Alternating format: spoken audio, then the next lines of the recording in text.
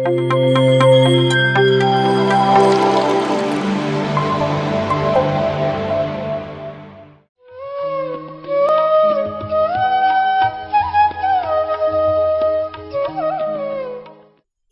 ಅದ್ಭುತವಾದ ಧ್ಯಾನ ಮಾರ್ಗವನ್ನು ನೀಡಿರುವ ಬ್ರಹ್ಮಶ್ರೀ ಪಿತಾಮಹ ಪತ್ರಿಜಿಯವರಿಗೆ, ಸ್ವರ್ಣಮಾಲಾ ಪತ್ರಿಜಿ ಅಮ್ಮನವರಿಗೆ, ಮತ್ತು ನನ್ನ ಗುರುಗಳಾದ ತಟವರ್ತಿ ವೀರರಾಘವರಾವ್ ಸರ್ ಮತ್ತು ರಾಜಲಕ್ಷ್ಮಿ ಅಮ್ಮನವರಿಗೆ ನನ್ನ ಆತ್ಮಾಭಿವಂದನೆಗಳು.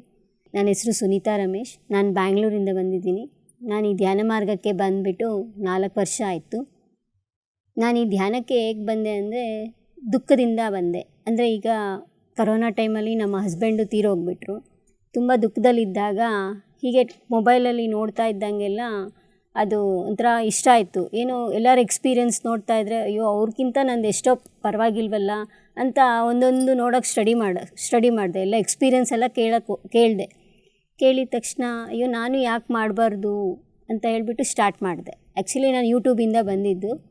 ಯೂಟ್ಯೂಬಿಂದ ಬಂದಮೇಲೆ ತಿರ್ಗಾ ಆಮೇಲೆ ತುಂಬ ಒಂದು 41 ಡೇಸು ಮಾಡಿದ್ರೆ ನಿಮಗೆ ರಿಸಲ್ಟ್ ಬರುತ್ತೆ ಅಂತ ಎಲ್ಲರೂ ಹೇಳ್ತಾಯಿದ್ರು. ಆ ರೀತಿ ಏನೋ ಯಾಕಂದರೆ ಕರೋನಾ ಟೈಮ್ ಅಲ್ವಾ, ಆ ಕರೋನಾ ಟೈಮಲ್ಲಿ ಹಸ್ಬೆಂಡ್ ತೀರೋದ್ರು. ಹಸ್ಬೆಂಡ್ ಇದ್ದರೆ ಏನೋ ಮಾಡ್ತಾಯಿದ್ರು. ಬಟ್ ಆ ಟೈಮಲ್ಲಿ ಅವರಿಲ್ಲ ಅಲ್ವಾ, ಮನೆ ಕಟ್ಸಿದ್ರು. 1.5 ವರ್ಷ ಆಗಿತ್ತು.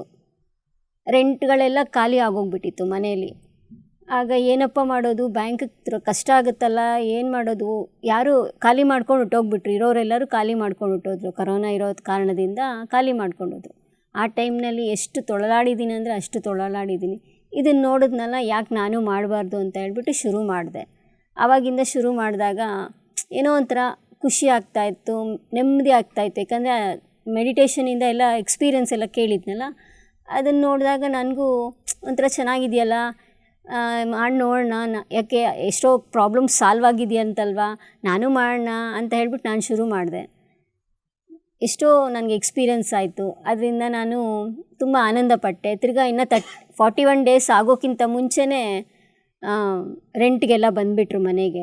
ಆಗ ಒಂದು ಸ್ವಲ್ಪ ತೃಪ್ತಿ ಆಯಿತು. ಏನೋ ಇದು ತುಂಬ ಚೆನ್ನಾಗಿದೆ ಅಲ್ಲ ಅಂತ ಹೇಳ್ಬಿಟ್ಟು ನನ್ನ ಕಝಿನಿಂದನೂ ಅವಳು ಇನ್ಯಾರ ಮುಖಾಂತರನೂ ಒಂದು ಝೂಮ್ ಜಾಯಿನ್ ಮಾಡಿದ್ಲು.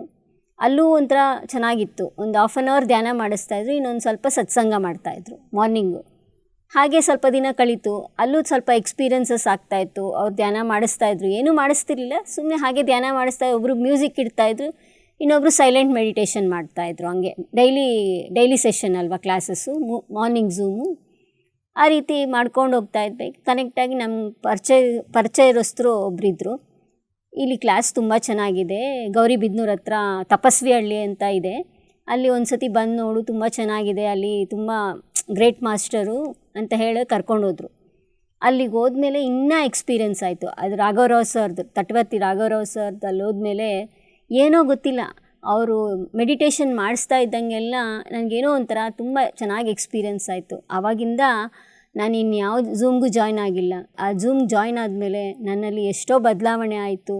ಇವಾಗ ನಿಮ್ಮ ಮುಂದೆ ಮಾತಾಡ್ತಿದ್ದೀನಲ್ಲ, ಅಷ್ಟು ನನಗೆ ಬದಲಾವಣೆ ಕಾಣಿಸ್ಕೊಳ್ತು. ಯಾಕಂದರೆ ಆವಾಗ ಅಷ್ಟು ಭಯ ಪಡ್ತಾ ಇರೋವಳು ಅಷ್ಟು ಆನಂದ ಪಡ್ತಾಯಿದ್ದೀನಿ. ಎಷ್ಟೇ ಕಷ್ಟ ಇದ್ರೂ ಆ ಜ್ಞಾನ ತಿಳ್ಕೊಂಡ್ಮೇಲೆ, ಅಜ್ಞಾನದಲ್ಲಿದ್ದಾಗ ದುಃಖ ಬರುತ್ತೆ, ಅದೇ ಜ್ಞಾನ ಬೆಳೆಸ್ಕೊಂಡ್ರೆ ದುಃಖ ಹೊರಟೋಗುತ್ತೆ. ಆ ಜ್ಞಾನ ಮತ್ತು ಧ್ಯಾನ ಮಾಡೋದ್ರಿಂದ ಆ ಜ್ಞಾನ ಬರುತ್ತೆ. ಅದಕ್ಕೆ ಹೇಳಿಲ್ವಾ ಪತ್ರಿಜಿ ಸಾರು, ಧ್ಯಾನದಿಂದ ಜ್ಞಾನ, ಜ್ಞಾನದಿಂದ ಕರ್ಮರಾಹಿತ್ಯಕ್ಕೆ ಮೋಕ್ಷ. ಕರ್ಮರಾಹಿತ್ಯ ಮಾಡ್ಕೋಬೇಕಂದ್ರೆ ಆ ಜ್ಞಾನ ಬೆಳೆಸ್ಕೊಳ್ಬೇಕು. ಆ ಜ್ಞಾನ ಬೆಳೆಸ್ಕೊಂಡಾಗಲೇ ನಮ್ಮ ಜೀವನದಲ್ಲಿ ಆನಂದ ಅನ್ನೋದು ಬರುತ್ತದೆ. ಅದಕ್ಕೆ ಅವರು ಒಂದು ಅಂದರೆ ರಾಘವರಾವ್ ಸರ್ ಬರೆದಿರೋದು ಒಂದು ಪುಸ್ತಕದಲ್ಲಿ ನನಗೆ ಅರ್ಥ ಆಗಿರೋ ರೀತಿಲಿ, ನನಗೆ ಎಷ್ಟು ನನ್ನ ಜ್ಞಾನ ಪರಿಧಿಯಲ್ಲಿ ನಾನು ಹೇಳಬೇಕು ಅಂತ ಅಂದ್ಕೊಂಡಿದ್ದೀನಿ. ಅದನ್ನು ನಿಮಗೆ ತಿಳಿಸ್ಕೊಡ್ತಾ ಇದ್ದೀನಿ. ಬುದ್ಧನ ಸೂಕ್ತಿಗಳು ಅಂತ ಪುಸ್ತಕ ರಾಘವರಾವ್ ಸರ್ ಬರೆದಿದ್ದಾರೆ. ಆ ಬುಕ್ಕದಿಂದ ನನಗೆ ಅವಗಾಹನೆ ಎಷ್ಟು ತಿಳ್ಕೊಂಡಿದ್ದೀನಿ ಅದ್ರ ಬಗ್ಗೆ ನಾನು ನಿಮಗೆ ತಿಳಿಸಲು ಇಷ್ಟಪಡ್ತಾ ಇದ್ದೀನಿ. ಅಂದರೆ ಸಾಧಕರಿಗೆ ಬುದ್ಧನು ಹೇಳಿದ ಸೂಕ್ತಿಗಳು, ಅಂದರೆ ಸೂಕ್ತಿಗಳು ಅಂತಂದರೆ ನಮಗೆ ಅದು ಅರ್ಥ ಆಗಬೇಕು. ಅಂದರೆ ಅರ್ಥ ಆಗಬೇಕು ಅಂದರೆ ಅದು ಸಾಧನೆ ಮಾಡ್ತಾ ಇರ್ತೀವಿ. ಆ ಸಾಧನೆ ಮಾಡಿದಾಗ ಆ ವಿಚಾರಗಳನ್ನೆಲ್ಲ ತಿಳ್ಕೊಂಡ್ರೆ ಒಂದು ಒಳ್ಳೆ ಏನಂತಾರೆ, ಒಂದು ಒಳ್ಳೆ ಗುಣಗಳನ್ನ ನಾವು ಪಾಲಿಸಬೇಕು. ಸೂಕ್ತಿಗಳು ಅಂತಂದರೆ ಒಂದು ಒಳ್ಳೆ ಜ್ಞಾನವನ್ನು ಪಡಿಬೇಕು ಅಂತ ಅರ್ಥ. ಅಂದರೆ ಅದೇನು ಅಂತಂದರೆ, ಇವಾಗ ನಾವು ಚಿನ್ನ ನೋಡಿದ ತಕ್ಷಣ ಎಷ್ಟು ಬೆಲೆ ಬಾಳುವಂಥದ್ದು, ಎಷ್ಟು ಜಾಗ್ರತೆ ಪಡಿಸ್ತೀವಿ, ಅಂದರೆ ಅದೆಷ್ಟು ಜೋಪಾನ ಮಾಡ್ತೀವಿ. ಆ ಜೋಪಾನ ಮಾಡ್ದಂಗೆಲ್ಲ ನಾವು ಅದನ್ನೆಷ್ಟು ಬಂಗಾರ ಅಲ್ವಾ, ಚಿನ್ನದ ರೇಟ್ ಇವಾಗ ಏರ್ತಾ ಇದೆ, ಬೆಲೆ ಏರ್ತಾ ಇದೆ, ಅದನ್ನು ನಾವು ಕಾಪಾಡ್ಕೊಳ್ತೀವಿ. ಅದೇ ರೀತಿ ಆ ಜ್ಞಾನ ಪಡೆಯೋದೂ ಅಷ್ಟೇ 2 ಪಟ್ಟು ಜಾಸ್ತಿ. ಏಕೆಂದರೆ ಅದು ನಮಗೆ ಆನಂದವನ್ನು ನೀಡುತ್ತೆ. ಆ ಜ್ಞಾನವನ್ನು ಹೆಚ್ಚಿಸ್ಕೊಂಡಾಗ ನಾವು ಚಿನ್ನಕ್ಕೆ ಪ್ರಾಮುಖ್ಯತೆ ಕೊಡ್ತಾ ಇದ್ದೀವಿ, ಎಷ್ಟು ಜೋಪಾನ ಮಾಡ್ತೀವಿ. ಆ ಜ್ಞಾನ ಅನ್ನೋದು 2 ಪಟ್ಟಷ್ಟು ಅದಕ್ಕೆ ಜೋಪಾನ ಮಾಡಬೇಕು. ಜ್ಞಾನ ಬೆಳೆಸ್ಕೊಳ್ತಾ ಇದ್ದೀವಿ, ಆ ಜ್ಞಾನವನ್ನು ನಾವು ಕೈ ಜಾರಿಸ್ಕೋಬಾರ್ದು, ಅಂದರೆ ನಾವು ಕಳ್ಕೋಬಾರ್ದು ಆ ಜ್ಞಾನವನ್ನು. ಅಂದರೆ ಅಷ್ಟು ಜೋಪಾನ ಮಾಡಬೇಕು. ಆ ಜ್ಞಾನ ತಿಳ್ಕೊಂಡ್ಮೇಲೆ ಅಷ್ಟು ನಾವು ಜೋಪಾನ ಮಾಡಬೇಕು. ಈಗ ಪ್ರಪಂಚದಲ್ಲಿ ಎಷ್ಟೋ ಕೋಟ್ಯಾಂತರ ಜನ ಇದ್ದಾರೆ, ಆದರೆ ಎಷ್ಟೋ ಕೋಟ್ಯಾಂತರ ಜನ ಧ್ಯಾನ ಮಾಡ್ತಾರಾ ಅಂದರೆ ಧ್ಯಾನ ಮಾಡೋದಿಲ್ಲ. ಆ ಧ್ಯಾನ ಮಾಡೋದ್ರಲ್ಲಿ ಸ್ವಲ್ಪ ಜನ ಮಾಡ್ತಾರೆ ಧ್ಯಾನ, ಅದು ಎಲ್ಲ ಕೋರಿಕೆಗಳ ಮೇರೆಗೆ ಧ್ಯಾನ ಮಾಡ್ತಾರೆ. ಆದರೆ ಭಗವಂತನ್ನೇ ಪಡಿಬೇಕು ಅನ್ನೋದು ಸ್ವಲ್ಪ ಮಟ್ಟಿಗೆ ಸ್ವಲ್ಪ ಜನ ಮಾತ್ರವೇ. ಅದರಲ್ಲಿ ಸ್ವಲ್ಪ ಜನದಲ್ಲಿ ಮೋಕ್ಷವನ್ನೇ ಪಡಿಬೇಕು ಅಂತ ಇಚ್ಛಿಸ್ತಾ ಇರ್ತಾರೆ. ಅಂಥವ್ರು ಪ್ರಯತ್ನಿಸುತ್ತಾರೆ. ಅದರಲ್ಲಿ ಒಬ್ಬರೋ ಇಬ್ಬರೋ, 1000 ಜನಲ್ಲೂ ಒಬ್ಬರೋ ಇಬ್ಬರು ಮೋಕ್ಷಕ್ಕೆ ಪಡಿತಾ ಇರ್ತಾರಂತೆ. ಈ ಜ್ಞಾನ ಅಷ್ಟು ಶ್ರೇಷ್ಠವಾದದ್ದು, ಅಂದರೆ ಆ ಜ್ಞಾನ ಪಡ್ಕೊಳ್ಳೋದು ಅಂತ ಎಷ್ಟು ಮುಖ್ಯವಾದದ್ದು ಅಂತ ಶ್ರೀಕೃಷ್ಣ ಪರಮಾತ್ಮನು ಭಗವದ್ಗೀತೆ ಮುಖಾಂತರ ತಿಳಿಸ್ಕೊಟ್ಟಿದ್ದಾರೆ. ಅಂದರೆ ಆ ಜ್ಞಾನವನ್ನು ನಾವು ಸಾಧನೆ ಮುಖಾಂತರ, ಸಜ್ಜನ ಸಾಂಗತ್ಯ, ಸ್ವಾಧ್ಯಾಯ, ಆ ಜ್ಞಾನವನ್ನು ನಾವು ಪಡಿತೀವಿ. ಅಂದರೆ ಅದು ಅಷ್ಟೇ ನಾವು ಜೋಪಾನ ಮಾಡಬೇಕು. ಅದು ಸಜ್ಜನ ಸಾಂಗತ್ಯದಲ್ಲಿ, ಸ್ವಾಧ್ಯಾಯದಲ್ಲಿ, ಸಾಧನೆಯಲ್ಲಿ ನಾವು ಎಷ್ಟೆಲ್ಲ ತಿಳ್ಕೊಳ್ತೀವೋ ಆ ಜ್ಞಾನ ತಿಳ್ಕೊಂಡ್ಮೇಲೆ ನಾವು ಅದನ್ನು ಆಚರಣೆಯಲ್ಲಿ ಇಡಬೇಕು. ಅದನ್ನೇನು ಮಾಡ್ತೀವಿ, ಆಚರಣೆಯಲ್ಲಿ ಇಡ್ತೀವಿ, ತಿರ್ಗಾ ಅದನ್ನು ಕಳ್ಕೊಳ್ಬಾರ್ದು. ಅಂದರೆ ಕಳ್ಕೊಬಾರ್ದು ಅಂತ ಅಂದರೆ ಕೈ ಜಾರಬಾರ್ದು. ಆ ಜ್ಞಾನ ಪಡ್ಕೊಂಡ್ಮೇಲೆ ನಾವು ಅದನ್ನು ಇದು ಮಾಡ್ಕೋಬಾರ್ದು, ಅಂದರೆ ಅದನ್ನು ಜೋಪಾನ ಮಾಡಬೇಕು.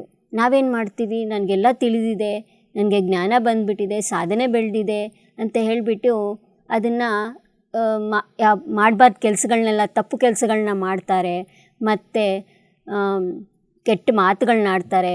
ಅಂದರೆ ಆ ಮಾತುಗಳಿಂದನೇ ಕರ್ಮಗಳಾಗುತ್ತೆ, ಮತ್ತು ಕೆಲಸಗಳ ಮುಖಾಂತರ, ಕರ್ಮಗಳ ಮುಖಾಂತರನೇ ಎಲ್ಲ ನಾವು ಪಡ್ಕೊಂಡಿರೋ ಜ್ಞಾನವನ್ನೆಲ್ಲ ಕಳ್ಕೊಂಬಿಡ್ತಾರೆ. ಅದೇ ಈಗ ಉದಾಹರಣೆಗೆ ಒಂದು ನೋಡಿದರೆ, ರಾವಣಾಸುರ ಎಷ್ಟು ಒಳ್ಳೆಯ ಧ್ಯಾನಿ ಮತ್ತು ಜ್ಞಾನಿ. ಆ ಸಾಧನೆ ಮಾಡಿ ಆ ಜ್ಞಾನವನ್ನು ಪಡ್ಕೊಂಡು ಆ ಪರಮಶಿವನನ್ನೇ ಪಡ್ಕೊಂಡಿದ್ದಾನೆ, ಒಂದು ಆತ್ಮಲಿಂಗ ರೂಪವಾಗಿ ಅವನು ಪಡ್ಕೊಂಡಿದ್ದಾನೆ. ಆ ರೀತಿ ಅವನು ಎಷ್ಟು ಜ್ಞಾನವನ್ನು ಪಡ್ಕೊಂಡಿದ್ದಾನೆ. ಆ ಜ್ಞಾನವನ್ನು ಪಡ್ಕೊಂಡ್ಮೇಲೆ ಒಂದು ಚಿಕ್ಕ ಕೋರಿಕೆ, ಅಂದರೆ ಸೀತಾದೇವಿಯನ್ನು ಅಪಹರಿಸಿದಾಗ ಅವನು ಎಷ್ಟು ನಷ್ಟ ಹೊಂದಿದನು, ಅಂದರೆ ಅವನ ಅಹಂಕಾರದಿಂದ ಅವನು ನಷ್ಟ ಹೊಂದಿದ್ದಾನೆ.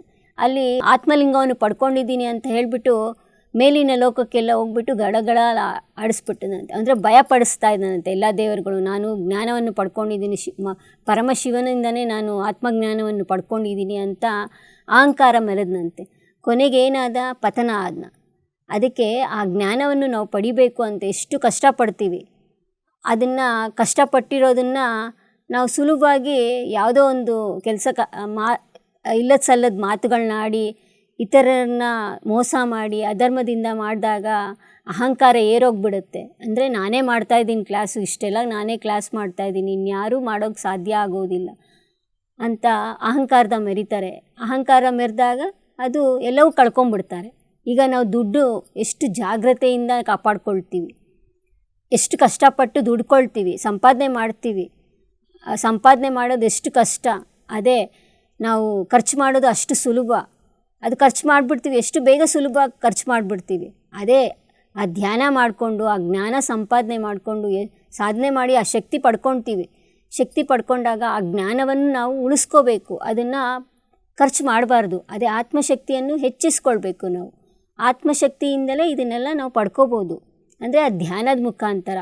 ನೋಡಿ, ಆ ಬುದ್ಧನು ಹೇಳಿರೋ ಒಂದೊಂದು ಮಾತು ಎಷ್ಟು ಅದ್ಭುತವಾಗಿದೆ. ಅಂದರೆ ಆ ಜ್ಞಾನ ಪಡೆದ ಮೇಲೆ ಅವರು ಆನಂದ ಸ್ಥಿತಿಯಲ್ಲಿ ಹೊಂದಿದ್ರಂತೆ. ಏಕೆಂದರೆ ಆ ಧ್ಯಾನ ಮಾಡಿ 6 ವರ್ಷಗಳ ಕಾಲ ಎಷ್ಟೋ ಕಷ್ಟಪಟ್ಟರು. ಅಂದರೆ ಎಷ್ಟೋ ದಿನಗಳ ಕಾಲವರೆಗೆ ಅವರು ಎಷ್ಟೋ ಸಾಧನೆಗಳು ಮಾಡಿದ್ದಾರೆ, ಎಷ್ಟೋ ಗುರುಗಳ ಆಶ್ರಯಿಸಿದ್ರು. ಆದರೂ ಅವರಿಗೆ ಆ ಜ್ಞಾನವನ್ನು ಪಡೆಯಲು ಸಾಧ್ಯ ಆಗಲಿಲ್ಲ. ಆದರೆ ಯಾವಾಗ ಒಂದು ಆಲದ ಮರ ಹತ್ರ ಹೋಗ್ಬಿಟ್ಟು ಒಂದು ಚಿಕ್ಕ ಇರುವೆ ಮೇಲಿಂದ ಹತ್ತು ಬಿಟ್ಟು ಕೆಳಗೆ ಬರ್ತಾ ಇತ್ತಂತೆ. ಒಂದು 7-8 ಸತಿ ಪ್ರಯತ್ನ ಪಡ್ತಂತೆ. 7ನೇ ಬಾರಿಗೆ ಹತ್ತಂತೆ. ಒಂದು ಚಿಕ್ಕ ಆಹಾರವನ್ನು ತೆಗೆದುಕೊಂಡು ಹೋಗ್ತಾ ಇತ್ತಂತೆ ಮೇಲಕ್ಕೆ. ಒಂದು ಗೂಡು ಕಟ್ಟಿರುತ್ತೆ, ಅಲ್ಲಿ ಹೋಗೋಕ್ಕೆ ಪ್ರಯತ್ನ ಪಡುತ್ತಂತೆ. ಪ್ರಯತ್ನ ಪಟ್ಟಾಗ 6 ಬಾರಿ ಪ್ರಯತ್ನಿಸ್ತಂತೆ. ಆಮೇಲೆ 7ನೇ ಬಾರಿ ಪ್ರಯತ್ನಿಸಿದಾಗ ಅದು ತನ್ನ ಗೂಡಿಗೆ ಸೇರ್ತಂತೆ. ಅದೇ ರೀತಿ ನಾವು ಸಾಧನೆ ಮಾಡಿದಾಗ, ಆ ಜ್ಞಾನವನ್ನು ಬೆಳೆಸ್ಕೊಂಡಾಗ ಆ ಇರುವೆ ಹೇಗೆ ಮೇಲೆ ಏರುತ್ತೋ ಹಾಗೆ ನಾವು ಆ ಜ್ಞಾನವನ್ನು ಪಡ್ಕೊಳ್ತಾ ಆ ಜ್ಞಾನೋದಯ ಪಡ್ಕೋಬೇಕು. ಆವಾಗ ಬುದ್ಧ ಭಗವಾನರಿಗೆ ಜ್ಞಾನೋದಯವಾಗಿ, ಇಲ್ಲ ನಾನು ಚೆನ್ನಾಗಿ ಸಾಧನೆ ಅದು ಅಷ್ಟು ಚಿಕ್ಕ ಇರುವೆ, ಕ್ರಿಮಿಕೀಟ ಅಷ್ಟು ಇದಾಗಿದೆ, ಅಷ್ಟು ಕಷ್ಟಪಟ್ಟು ಮೇಲೆ ಕೆತ್ತಿದೆ, ನಾನು ಸಾಧನೆ ಮಾಡಿ ಈ ಶ್ವಾಸನೇ ಅಲ್ವ ನಮಗೆ, ಈ ಮನುಷ್ಯನಿಗೆ ಶ್ವಾಸನೇ ಅಲ್ವ ಎಲ್ಲ ಪ್ರಾಣವನ್ನು ಕೊಡ್ತಾ ಇರೋದು ಅಂತ ಹೇಳ್ಬಿಟ್ಟು ಶ್ವಾಸವನ್ನು ಗಮನಿಸೋಕ್ಕೆ ಶುರು ಮಾಡಿದ್ರಂತೆ. ಆ ಶ್ವಾಸವನ್ನು ಗಮನಿಸಿದಾಗ ಅವ್ರಿಗೆ ಅಷ್ಟು ಗತಜನ್ಮನೆಲ್ಲ ನೋಡ್ಕೊಂಡ್ರಂತೆ, ಮತ್ತು ಭವಿಷ್ಯದ ಜನ್ಮ ನೋಡ್ಕೊಂಡ್ರಂತೆ, ವರ್ತಮಾನ ಭವಿಷ್ಯತ್ತು ನೋಡ್ಕೊಂಡ್ರಂತೆ. ಈ ರೀತಿ ಎಲ್ಲವನ್ನು ನೋಡಿಕೊಂಡಾಗ, ಇನ್ನೂ ಸಾಧನೆ ಬೆಳೆಸ್ಕೊಂಡಾಗ ಅವ್ರಿಗೆ ಎಷ್ಟೋ ಗತಜನ್ಮದ ಮತ್ತು ಭವಿಷ್ಯದ ಜನ್ಮದಲ್ಲಿ ನಡೆಯುವುದು ಪ್ರತಿ ಸಂಘಟನೆಯನ್ನು ತಿಳ್ಕೊಂಡ್ರಂತೆ. ಆಮೇಲೆ ಇನ್ನೂ ಸಾಧನೆ ಹೆಚ್ಚಿಸ್ಕೊಂಡಾಗ ಪ್ರತಿಯೊಬ್ಬರದು ಅವ್ರ ಭೂತ ಭವಿಷ್ಯತ್ತು ಗತ ಎಲ್ಲ ತಿಳ್ಕೊಂಡ್ರಂತೆ. ಆ ರೀತಿ ಎಲ್ಲರೂ ಜನರು ಶಿಷ್ಯಂದ್ರಾಗೋಗ್ಬಿಟ್ರಂತೆ ಅವ್ರಿಗೆ. ಅಂದರೆ ಅಷ್ಟು ಆ ಜ್ಞಾನದಲ್ಲಿ, ಆ ಸಾಧನೆಯಿಂದ ಆ ಜ್ಞಾನವನ್ನು ಪಡ್ಕೊಂಡಾಗ ನಮ್ಮನ್ನೆಲ್ಲರೂ ಗೌರವಿಸ್ತಾರೆ. ಅದೇ ನಾವು ಜ್ಞಾನವನ್ನು ಅಜ್ಞಾನದಲ್ಲಿದ್ದಾಗ ನಮ್ಮನ್ನು ಯಾರೂ ಮರ್ಯಾದೆ ಕೊಡೋದಿಲ್ಲ, ಯಾರೂ ನಮ್ಮನ್ನು ಅಷ್ಟು ಇಷ್ಟಪಡೋದಿಲ್ಲ. ಅದೇ ಜ್ಞಾನ ಬೆಳೆಸ್ಕೊಂಡಾಗ ಎಲ್ಲರೂ ನಮ್ಮನ್ನು ಗೌರವಿಸ್ತಾರೆ. ಅಂದರೆ ಆ ಸಾಧನೆ ಮುಖಾಂತರ ಆ ಜ್ಞಾನವನ್ನು ಬೆಳೆಸ್ಕೊಂಡಾಗಲೇ ನಮ್ಮ ಪ್ರವರ್ತನೆ ಚೇಂಜ್ ಆಗುತ್ತೆ, ನಮ್ಮ ಮಾತು, ನಮ್ಮ ಕೆಲಸ ಕಾರ್ಯಗಳು, ನಮ್ಮ ಸೃಷ್ಟಿ ಧರ್ಮವಾಗಿ ನಡ್ಕೊಳ್ತೀವಿ. ಅದೇ ಆ ಜ್ಞಾನ ಇಲ್ಲದಿದ್ದರೆ, ಆ ಜ್ಞಾನ ಇಲ್ಲದೆ ಹೋದಾಗ ಅಧರ್ಮದಲ್ಲಿ ಅನ್ಯಾಯವನ್ನು ಮಾಡ್ತೀವಿ, ಇತರರಿಗೆ ಮೋಸ ಮಾಡ್ತೀವಿ, ವಂಚನೆ ಮಾಡ್ತೀವಿ. ಅದರಿಂದ ಅಂದರೆ ಪ್ರಕೃತಿ ವಿರುದ್ಧವಾಗಿ ನಡ್ಕೊಂಡಾಗೆ ನಾವು ದುಃಖವನ್ನೇ ಅನುಭವಿಸ್ತೀವಿ. ಅದಕ್ಕೆ ಒಂದು 6 ಪಾಯಿಂಟ್ಗಳ ಮುಖಾಂತರ ಬುದ್ಧ ಭಗವಾನರು ಹೇಳಿದ್ದಾರೆ. ಎಷ್ಟು ಕಮ್ಮಿ ಮೊದಲನೇದಾಗಿ ಒಂದನೇದು, ಎಷ್ಟು ಕಮ್ಮಿ ಮಾತಾಡಿದ್ರೆ ಅಷ್ಟು ನಿನಗೆ ಒಳ್ಳೆಯದು. ಅಂದರೆ ನಾವು ಎಷ್ಟು ಮೌನದಲ್ಲಿ ಇರ್ತೀವೋ, ಎಷ್ಟು ಕಮ್ಮಿ ಮಾತಾಡ್ತೀವೋ ಅಷ್ಟು ನಮ್ಗೆ ಒಳ್ಳೆಯದು. ಈಗ ನಾವು ಅಂದ್ಕೊಳ್ತೀವಿ ಮಾತಾಡೋರೇ ತುಂಬ ಶ್ರೇಷ್ಠರು, ಎಲ್ಲರೂ ಗೌರವಿಸ್ತಾರೆ ಅಂತ ಅಂದ್ಕೊಳ್ತೀವಿ. ಆದರೆ ಅವ್ರನ್ನ ಯಾರೂ ಗೌರವಿಸಿದಲ್ಲ, ಯಾರೂ ಇಷ್ಟಪಡೋದಿಲ್ಲ. ಆದರೆ ಎಷ್ಟು ಮೌನವಾಗಿರ್ತಾರೋ ಅವರು ಮಾತನ್ನು ಅಷ್ಟು ಅಂದರೆ ಕಮ್ಮಿ ಖರ್ಚು ಮಾಡ್ತಾರಂತೆ, ಮಾತಾಡೋದು ಅಷ್ಟು ಕಮ್ಮಿ ಮಾಡ್ತಾರಂತೆ. ಯಾಕಂದರೆ ಆ ಮೌನದಿಂದಲೇ ಆತ್ಮಶಕ್ತಿ ಹೆಚ್ಚಾಗುತ್ತಂತೆ. ಆ ಮೌನದಿಂದ ಆತ್ಮಶಕ್ತಿ ಹೆಚ್ಚಾಗುತ್ತೆ. ಯಾಕಂದರೆ ಧ್ಯಾನ ಮಾಡ್ತಾರೆ, ಧ್ಯಾನ ಮಾಡಿದಾಗ ಕಣ್ಣು ಮುಚ್ಚಿಕೊಂಡಾಗ ಮೌನದಲ್ಲಿರ್ತಾರೆ, ಅವ್ರಿಗೆ ಆತ್ಮಶಕ್ತಿ ಜಾಸ್ತಿ ಇರುತ್ತಂತೆ. ಯಾವಾಗ ಜಾಸ್ತಿ ಮಾತಾಡ್ತಾ ಇದ್ದರೆ ಆತ್ಮಶಕ್ತಿಯೆಲ್ಲ ನಾವು ಕಳ್ಕೊಳ್ತೀವಂತೆ. ಆತ್ಮಶಕ್ತಿ ಕಳ್ಕೊಂಡಂಗೆಲ್ಲ ನಮಗೆ ದುಃಖನೇ ಉಂಟಾಗತ್ತೆ. ಅದೇ ಆ ಶ್ವಾಸದ ಮೇಲೆ ಗಮನ ಇಟ್ಟು ಧ್ಯಾನವನ್ನು ಮಾಡಿದಾಗ ಆ ಜ್ಞಾನ ಅನ್ನೋದು ನಮಗೆ ಲಭಿಸುತ್ತದೆ. ಅಂದರೆ ಅದಕ್ಕೆ ಮುನಿಗಳು ಋಷಿಗಳು ಯಾವಾಗಲೂ ಮೌನದಲ್ಲೇ ಇರ್ತಾರೆ. ಯಾಕೆ ಹೇಳಿ, ಆ ಮೌನದಲ್ಲಿಯೇ ಅವ್ರಿಗೆ ಆತ್ಮಶಕ್ತಿ ಬೆಳೆಯುತ್ತದೆ. ಆತ್ಮಶಕ್ತಿ ಬೆಳೆದಾಗ ಏನಾಗುತ್ತಂತಂದರೆ ಅವ್ರಿಗೆ ಎಷ್ಟೋ ತಿಳ್ಕೊಳ್ತಾರೆ ಅವರು. ಅಂದರೆ ಗ್ರಹಿಸುವ ಶಕ್ತಿ ಬರುತ್ತೆ ಅವ್ರಿಗೆ, ಮೌನದಿಂದ ಎಲ್ಲ ಮಾಡ್ತಾರೆ. ಮತ್ತು ಅಲ್ಪರು ಅಂತ ಹೇಳ್ತಾರೆ. ಅಲ್ಪರ ಹತ್ರ ಮಾತಾಡೋಕ್ಕೆ ಇಷ್ಟಪಡೋದಿಲ್ಲ. ನಾವು ಏನು ಅಂದ್ಕೊಳ್ತೀವಿ, ಪ್ರಾಪಂಚಿಕ ವಿಷಯದಲ್ಲಿ ಅಲ್ಪರು ಅಂತಂದರೆ ದುಡ್ಡು ಇಲ್ಲದವರು ಅಂತ ಅಂದ್ಕೊಳ್ತೀವಿ. ಅಲ್ಪರು ಅಂತ ಅಂದರೆ ಜ್ಞಾನ ಇಲ್ಲದವರು ಅಂತ ನಾವು ತಿಳ್ಕೋಬೇಕು. ಅಂದರೆ ಋಷಿಗಳು ಅವ್ರ ಭಾಷೆಯಲ್ಲಿ ಅಲ್ಪರು ಅಂತ ಅಂದರೆ ಜ್ಞಾನ ಇಲ್ಲದವರು. ಅಂದರೆ ಪ್ರಾಪಂಚಿಕಗಳಿಗೆ ಪ್ರಾಪಂಚಿಕ ದೃಷ್ಟಿಯಲ್ಲಿ ಅವರು ದೃಷ್ಟಿ ಕೊಡುವುದಿಲ್ಲ. ಯಾವಾಗಲೂ ಜ್ಞಾನಪರವಾದ ವಿಷಯಗಳ ಬಗ್ಗೆ ದೃಷ್ಟಿ ಹರಿಸ್ತಾರೆ. ಅಂದರೆ ಆತ್ಮದ ಬಗ್ಗೆ ಚಿಂತನೆ ಮಾಡ್ತಾರೆ. ಅಂದರೆ ಆ ಜ್ಞಾನವನ್ನು ಬೆಳೆಸ್ಕೊಳ್ಳೋದಕ್ಕೆ ಇಷ್ಟಪಡ್ತಾರೆ. ಅದಕ್ಕೆ ಅವ್ರನ್ನೆಲ್ಲರೂ ಗೌರವಿಸ್ತಾರೆ. ಅಂದರೆ ಆ ಮಾತು ಎಷ್ಟು ಕಮ್ಮಿ ಮಾತಾಡಿದ್ರೆ ನಾವು ಅಷ್ಟು ಚೆನ್ನಾಗಿ ಒಳ್ಳೆಯದಾಗಿರ್ತೀವಿ. ಅಂದರೆ ಅಷ್ಟು ನಮಗೆ ಗ್ರಹಣಶಕ್ತಿ ಬರುತ್ತಂತ. ಅಂದರೆ ನಾವು ನಮ್ಮ ದೋಷಗಳನ್ನ ಸರಿ ಮಾಡ್ಕೊಳ್ಬೇಕು, ಇತರ ಲೋಪದೋಷಗಳನ್ನ ಹುಡ್ಕೋದಲ್ಲ. ಅದಕ್ಕೆ ಪತ್ರಿಜಿ ಒಂದು ಮಾತು ಹೇಳ್ತಾರೆ, ನಿನ್ನ ಮಾತು ನಿನಗನ ಉಪಯೋಗವಾಗಬೇಕು, ಇಲ್ಲದೆ ಪಕ್ಕದವರಿಗಾದರೂ ಉಪಯೋಗವಾಗಬೇಕು. ಇಲ್ಲದೇ ಮಾತಾಡದೇ ಇರೋದೇ ಮೌನ. ಅಂದರೆ ಎಷ್ಟು ಮೌನದಲ್ಲಿರ್ತೀವೋ ಅಷ್ಟು ನಮಗೆ ಅಂದರೆ ನಮ್ಮ ಶಕ್ತಿ ಬೆಳೆಯುತ್ತದೆ. 2ನೇ ಪಾಯಿಂಟ್ ಬಂದುಬಿಟ್ಟು, ಎಷ್ಟು ಕಮ್ಮಿ ಪ್ರೀತಿಸಿದರೆ ಅಷ್ಟು ನಾವು ಚೆನ್ನಾಗಿರ್ತೀವಿ. ಅಂದರೆ ಈಗ ನೋಡಿ, ಪ್ರಾಪಂಚಿಕ ಜೀವನದಲ್ಲಿ ಮಕ್ಕಳಂದರೆ ಇಷ್ಟಪಡ್ತಾರೆ, ಗಂಡ ಹೆಂಡತಿಗೆ ಇಷ್ಟಪಡ್ತಾರೆ, ಹೆಂಡತಿ ಗಂಡನ ಇಷ್ಟಪಡ್ತಾರೆ. ಅಂದರೆ ಅವರಿಲ್ಲದೆ ಹೋದರೆ ನರಕನೇ ಅಂದರೆ ಒಂಥರ ಇಲ್ಲದಿದ್ದೇ ಹೋದರೆ ಎಷ್ಟು ಒದ್ದಾಡಿಬಿಡ್ತಾರೆ, ತೊಳಲಾಡ್ತಾರೆ. ಅಂದರೆ ಅವರಿದ್ರೇ ನಮಗೆ ಚೆನ್ನಾಗಿರುತ್ತೆ ಅಂತ ಹೇಳಿಬಿಟ್ಟು ಅವ್ರ ಮೇಲೆ ಅತಿಯಾದ ಪ್ರೀತಿ ಬೆಳೆಸ್ಕೊಂಡ್ಬಿಡ್ತಾರೆ. ಪ್ರೀತಿಯನ್ನು ಬೆಳೆಸ್ಕೊಂಡ್ರೆ ದುಃಖವೇ ಅನುಭವಿಸ್ತಾರೆ. ಏಕೆಂದರೆ ಏನಾಗುತ್ತೆ ಅಂತಂದರೆ, ಈ ಮಕ್ಕಳು ಓದೋಕ್ಕೆ ಅಂತ ಬೇರೆ ದೇಶಕ್ಕೆ ಹೋಗ್ತಾರೆ. ಬೇರೆ ದೇಶಕ್ಕೆ ಹೋದಾಗ ಅಲ್ಲೇ ಜಾಬ್ ಎಲ್ಲ ಹುಡ್ಕೊಳ್ತಾರೆ. ಮಾತಾಡಬೇಕು ಅಂತ ಅಂದ್ಕೊಳ್ತಾರೆ. ಇಲ್ಲಿ ತಂದೆ ತಾಯಿ ಕಳಿಸ್ಬಿಡ್ತಾರೆ. ಆಮೇಲೆ ಅವ್ರ ಜೊತೆ ಕಾಲ ಕಳಿಬೇಕು ಅಂತ ಅಂದಾಗ ದುಃಖನೇ ಅನುಭವಿಸ್ತಾರೆ. ಯಾಕಂದರೆ ದೂರದಲ್ಲಿರ್ತಾರೆ ಅವರು. ಅವ್ರನ್ನ ಫೋನಲ್ಲಿ ಮಾತಾಡ್ಸಿದ್ರೂ ಅವ್ರಿಗೆ ಮನಃಶಾಂತಿ ಅನ್ನೋದೇ ಇರೋದಿಲ್ಲ. ಯಾಕಂದರೆ ಅಷ್ಟು ಪ್ರೀತಿ ಇರ್ತಾರೆ. ಅವರಿಲ್ಲದೆ ತಡ್ಕೊಳಕ್ಕಾಗೋದಿಲ್ಲ.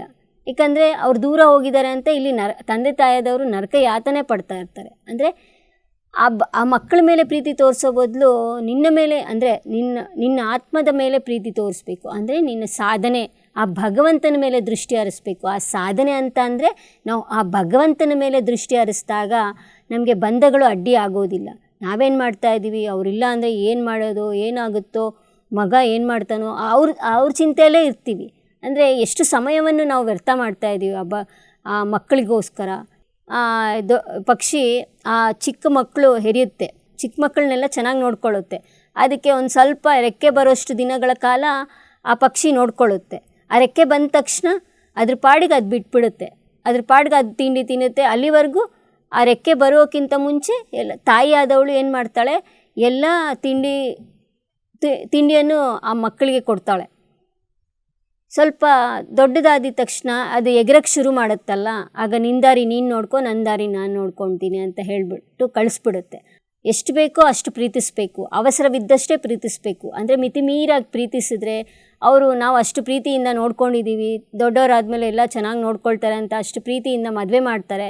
ಮದುವೆ ಮಾಡಿದಾಗ ಹೆಂಡತಿ ಮಾತನ್ನು ಕೇಳಿದಾಗ ತಂದೆ ತಾಯಿಯನ್ನ ನಿರ್ಲಕ್ಷಿಸ್ತಾರೆ. ಆಗ ಎಷ್ಟು ವೇದನೆ ಪಡಬೇಕಾಯಿತು. ಅಷ್ಟು ಕಷ್ಟಪಟ್ಟು ಮಗನನ್ನು ದೊಡ್ಡವನಾಗಿ ಮಾಡಿ ಮದುವೆ ಆದಮೇಲೆ ಮಗ ನೋಡ್ಕೊಳ್ಳಿಲ್ಲ ಅಂತಂದರೆ ಎಷ್ಟು ದುಃಖಕರವಾದ ಸಂಘಟನೆಗಳು. ಅದ್ರ ಬದಲಿಗೆ ನಾವೇನು ಮಾಡಬೇಕು, ಅವ್ರ ಮೇಲೆ ದೃಷ್ಟಿ ಹರಿಸೋ ಬದಲು ಆ ಭಗವಂತನ ಮೇಲೆ ದೃಷ್ಟಿ, ಆ ಬಂಧವನ್ನು ನಾವು ಇದು ಮಾಡ್ಕೋಬೇಕು. ಅಂದರೆ ಬಂಧ ಪ್ರಾಪಂಚಿಕದ ಬಂಧನದಲ್ಲ ನಾವು ಇರಬೇಕಾಗಿರೋದು, ಆ ಭಗವಂತನ ಮೇಲೆ ದೃಷ್ಟಿಸಿದಾಗ ಎಷ್ಟೋ ನಾವು ಬಂಧ ವಿಮುಕ್ತರಾಗಿ ಇರ್ತೀವಿ. ಆಗ ಆನಂದ ಸ್ಥಿತಿಯಲ್ಲಿ ಇರ್ತೀವಿ. ಮೂರನೇದು ಬಂದುಬಿಟ್ಟು, ಎಷ್ಟು ಹದ್ದಿನಲ್ಲಿದ್ದರೆ ಅಷ್ಟು ಒಳ್ಳೆಯದು. ಹದ್ದು ಅಂದರೆ ನಮಗೆ ಹದ್ದು ಅಂದರೆ ನಾವು ಇವಾಗ ನಮ್ಮ ಮಕ್ಕಳನ್ನ ಸಾಕಿರ್ತೀವಿ, ಅವ್ರಿಗೆಲ್ಲ ಎಲ್ಲ ಮಾಡ್ತೀವಿ. ಅಂದರೆ ಅವ್ರಿಗೆಲ್ಲ ಚಿಕ್ಕವರಿದ್ದಾಗ ನಮ್ಮನ್ನೆಲ್ಲ ಹೇಳಿದ್ದೆಲ್ಲ ಕೇಳ್ತಾರೆ. ಆಮೇಲೆ ಸ್ವಲ್ಪ ದಿನಗಳಾದಮೇಲೆ ಅವರು ಚೆನ್ನಾಗಿ ಗೌರವ ಕೊಡ್ತಾ ಇರ್ತಾರೆ. ಹೇಳಿದ್ದೆಲ್ಲ ಮಾಡ್ತಾ ಇರ್ತಾರೆ.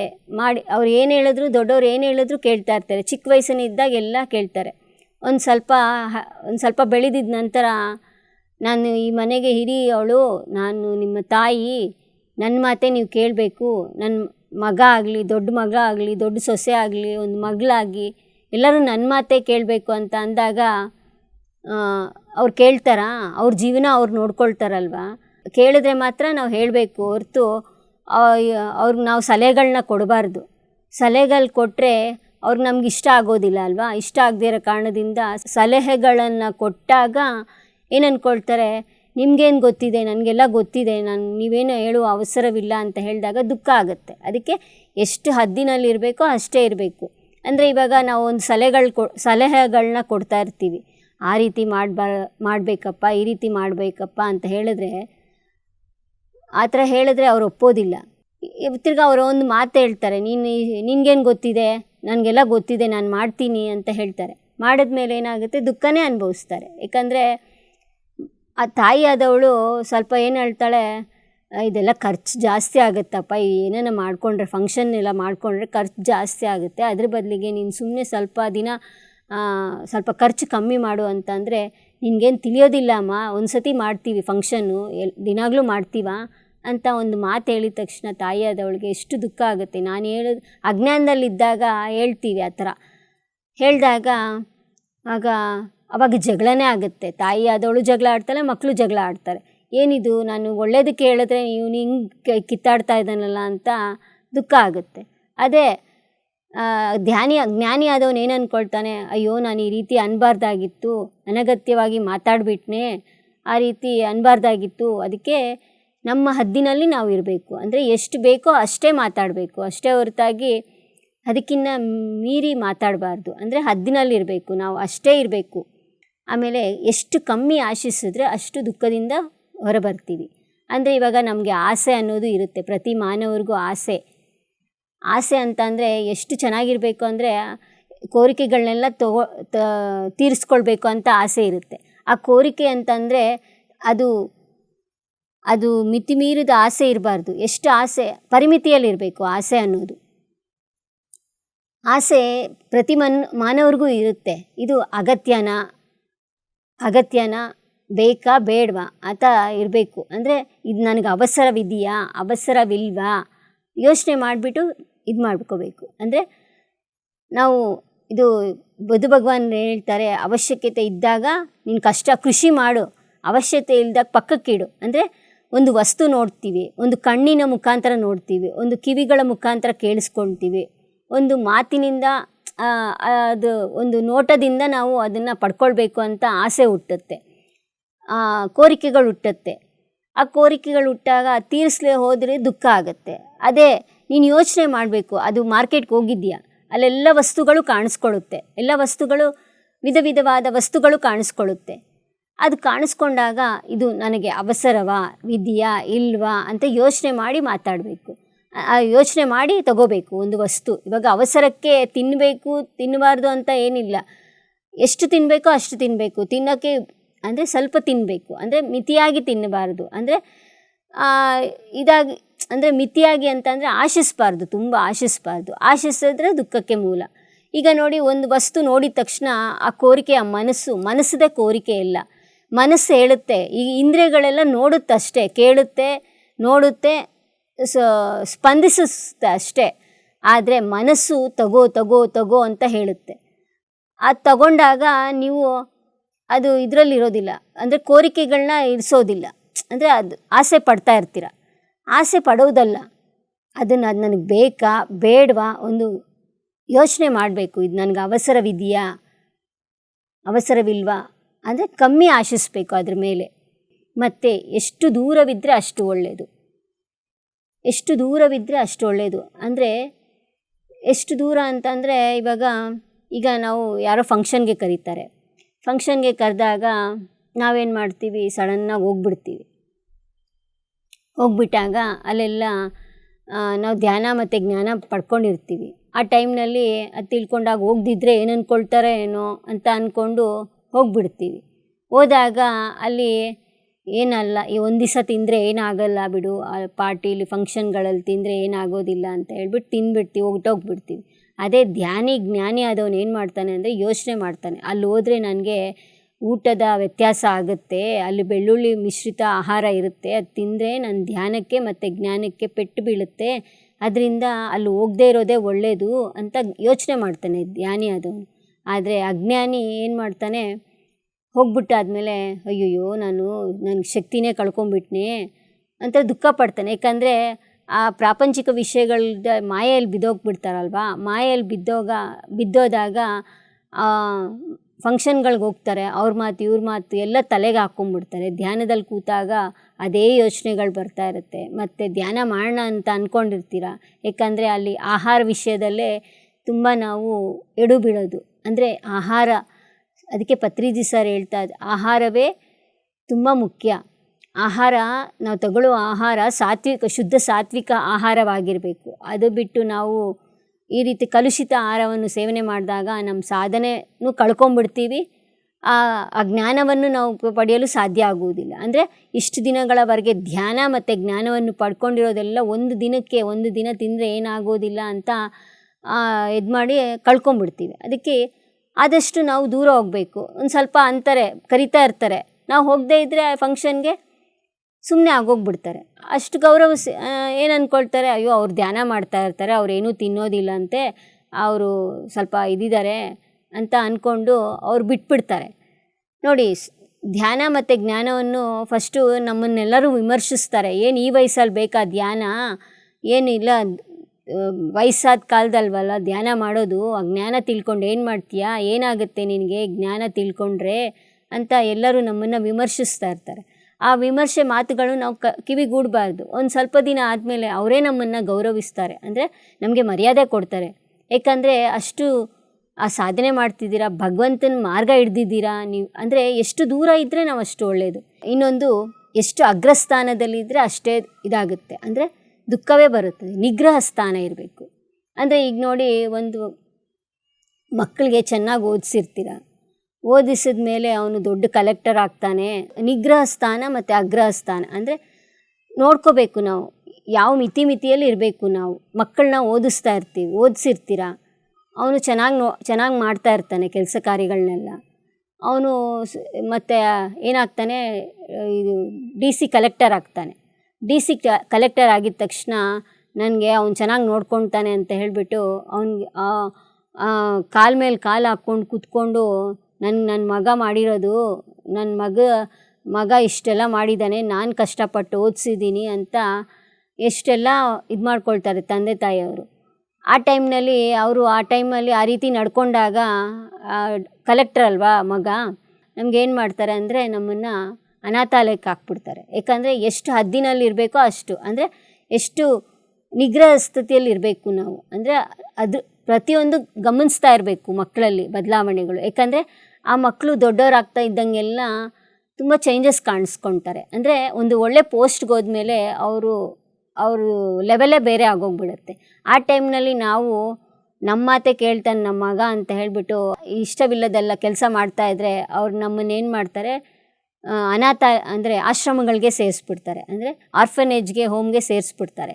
ಅವಾಗ ಎಷ್ಟು ದುಃಖ ಆಗುತ್ತೆ. ಅದಕ್ಕೆ ನಾವು ಏನಾಗುತ್ತೋ ಭವಿಷ್ಯತ್ತು, ನಾಳೆ ಏನಾಗುತ್ತೋ ನಮ್ಗೆ ತಿಳಿದಿಲ್ಲ, ನಮ್ಮ ಕೈಲಿಲ್ಲ ಭವಿಷ್ಯತ್ತು.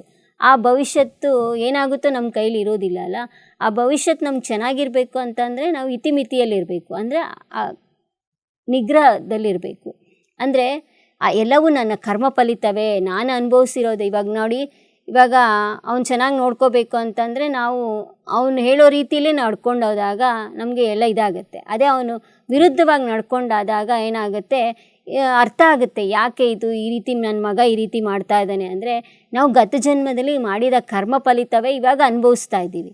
ನಾಳೆ ನಮ್ಮ ಭವಿಷ್ಯತ್ತು ಚೆನ್ನಾಗಿ ಇರಬೇಕಂದ್ರೆ ಪ್ರಸ್ತುತ ಜೀವನ ವರ್ತಮಾನದಲ್ಲಿ ನಾವು ಒಳ್ಳೆ ರೀತಿಯಲ್ಲಿ ಇತರರಿಗೆ ಒಳ್ಳೆಯದನ್ನು ಮಾಡಬೇಕು. ಆವಾಗ ನಮ್ಮ ಭವಿಷ್ಯತ್ತೂ ಚೆನ್ನಾಗಿರುತ್ತೆ. ಅಂದರೆ ನಿಗ್ರಹ ಸ್ಥಾನದಲ್ಲಿರ್ತೀವಿ, ಅಗ್ರಹ ಸ್ಥಾನದಲ್ಲಿರ್ತೀವಿ. ಆವಾಗ ಎಲ್ಲರೂ ಮರ್ಯಾದೆ ಕೊಡ್ತಾರೆ ನಮಗೆ.